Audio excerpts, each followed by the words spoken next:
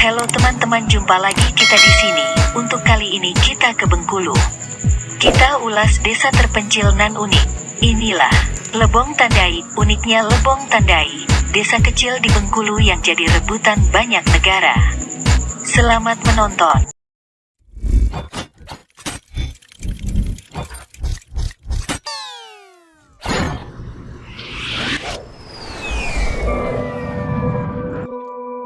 Nama ini bukan sembarang nama yang diberikan oleh pemerintah Belanda. Lebong Tandai diberi julukan Batavia Kecil karena keindahan alamnya yang mirip dengan negeri dongeng yang ada dalam cerita fiksi.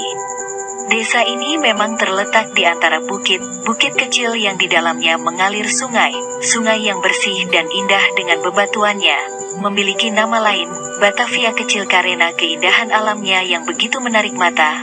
Lebong Tandai begitu diperhatikan oleh pemerintah Belanda dengan membangun berbagai macam fasilitas dan hiburan. Pembangunan fasilitas hiburan pada saat itu dikarenakan letak Lebong Tandai yang cukup jauh dari kota sehingga untuk mendapatkan akses hiburan sangatlah susah. Diincar berbagai negara karena kekayaannya hanya indah, desa ini juga kaya. Lebong Tandai merupakan desa yang kaya akan emas. Tidak heran bahwa pada zaman itu, desa ini menjadi rebutan berbagai negara seperti Portugis, Jepang, Inggris, Cina, dan Belanda. Setelah dikuasai oleh Belanda, tidak terhitung berapa banyak emas yang sudah ditambang dan dibawa oleh pihak Belanda dari Lebong Tandai. Bahkan setelah kemerdekaan, desa ini masih tetap menjadi incaran para investor.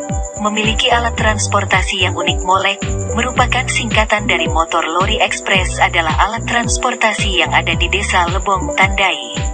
Kereta mini ini sudah ada sejak zaman Belanda dan masih dipakai hingga hari ini sebagai alat transportasi. Dulunya, molek merupakan kendaraan tambang untuk akses keluar masuk desa. Ketika menaiki molek, Anda akan disuguhi dengan pemandangan kanan dan kiri dari desa Lebong Tandai yang sangat menakjubkan, termasuk melewati terowongan panjang yang sudah dibangun pada zaman Belanda. Emas Tugu Monas berasal dari sini. Kita tentu tahu bahwa emas yang ada di Tugu Monas merupakan sumbangan dari seorang saudagar asal Aceh bernama Teuku Markam.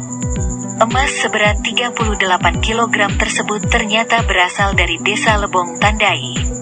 Teuku Markam memperoleh emas dari Lebong Tandai kemudian menyumbangkan emas tersebut untuk dipasang di bagian puncak dari Tugu Monas, objek wisata yang khas dan beragam. Beberapa fasilitas wisata yang masih bisa dinikmati di desa Lebong Tandai adalah air terjun dam Belanda setinggi 25 meter, wisata tambang, di mana kita bisa melihat gudang ampas emas peninggalan Belanda serta jejak penggalian tambang emas. Selain itu, terdapat napal basurat atau dinding sungai yang bertuliskan huruf Arab di air Suwo yang berjarak 5 km dari pemukiman warga dan beberapa peninggalan sejarah seperti situs kerajaan batu di Lubuk Ilan dan pemakaman Cina kuno di Gunung Tinggi. Pula, yang tak kalah menarik adalah objek wisata tempat pemandian Noni Belanda yang berada di ujung desa. Menurut mitos yang berkembang di desa setempat, jika ada pemuda-pemudi yang mandi di lokasi tersebut akan segera mendapatkan jodoh. Di Lebong Tandai, warga memanfaatkan aliran Sungai Lusang untuk menggerakkan puluhan dinamo mikrohidro berkapasitas 5.000 watt yang menyala selama 24 jam hari, dan ini merupakan mata pencaharian utama bagi warga desa Lebong Tandai, yaitu penambang emas tradisional. Dengan kapasitas 5.000 watt listrik di desa Lebong Tandai selalu terang benderang, yang memancar dari setiap rumah dan sudut desa. Konon, emas dari desa terpencil inilah yang menjadi penyumbang emas terbesar untuk Tugu Monas di Jakarta. Di desa Lebong Tandai, dapat dijumpai bangunan kamar bola, atau tempat bermain biliar, lapangan basket, lapangan tenis, rumah kuning alias tempat lokalisasi, rumah sakit, landasan helikopter, minimarket, dan bioskop semasa itu. Namun, hanya bangunan bioskop dan rumah kuning yang sudah tidak ada lagi di desa ini.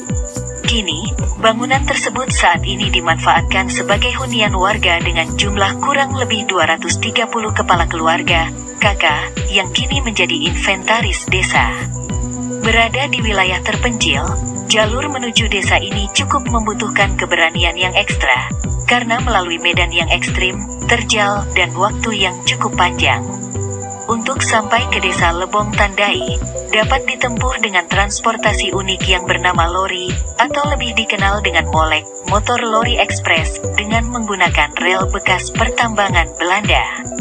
Untuk menuju desa Lebong Tandai dengan molek, ditempuh selama kurang lebih 4 jam perjalanan dari air tenang, dengan kecepatan 10-15 km per jam. Namun, jika terdapat hambatan, waktu tempuh menyesuaikan kondisi rel kereta yang mulai menghilang. Alat transportasi molek ini didesain layaknya kereta api mini berbahan kayu, dengan mesin penggerak menggunakan diesel. Selain itu, yang paling unik dari alat transportasi ini adalah dengan peralatan seadanya. Molek dapat diangkat dengan tenaga manusia jika terdapat molek lain yang melintas berbarengan. Perjalanan menuju desa Lebong Tandai dengan menggunakan molek biasanya dilakukan pada pagi hari, di mana waktu ini dipilih untuk mempermudah perjalanan dan memberikan kesan tersendiri bagi penumpang molek untuk menikmati perjalanan. Selama perjalanan, penumpang disuguhkan berbagai nuansa alam, seperti hutan yang masih asri di kanan dan kiri kereta, aliran sungai, jembatan, terowongan. Demikian yang dapat kami ulas untuk desa Lebong Tandai. Terima kasih sudah menonton. Jangan lupa like, komen, dan subscribe.